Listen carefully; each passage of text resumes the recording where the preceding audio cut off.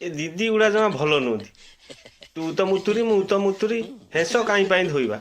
ଆରେ ତମେ ଯୋଉଠିକି ଆଇଛ ଆମେ ପାଚିକା ବି ସେଇଠିକି ଆଇଛୁ।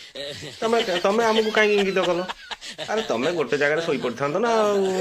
ସିଏ ତମକୁ ରୋଷେଇବାସ କରି ଖାଇବାକୁ ଦଉଛନ୍ତି, ତମେ ତାକୁ ଇଙ୍ଗିତ କରିବ? ଏଇଟା ଠିକ୍ ହେଲାନି।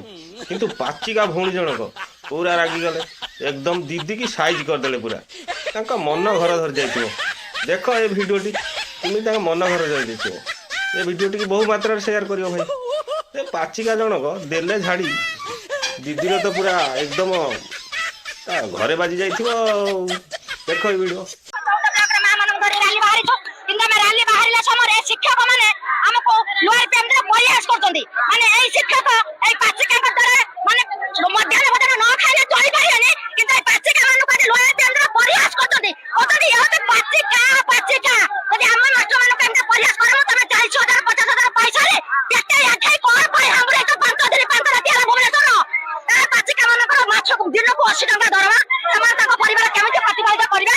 ତମେ 40,000 ଟଙ୍କା ଦରମା ପ୍ରତିପାଳିତ କରିବ ନା? ଆମ ମାନଙ୍କୁ ପ୍ରୟାସ କରୁଛ ସମ୍ମାନ ହାନି ହବନି? ଆପଣମାନେ ଚିନ୍ତା କରନ୍ତୁ। ଆପଣମାନେ ତ ମିଡିଆ ଭାଇ, ଆପଣମାନଙ୍କୁ କେମିତି ପ୍ରୟାସ ଉପହାସ କଲେ ଆମ ସମ୍ମାନ ହାନି ହବନି?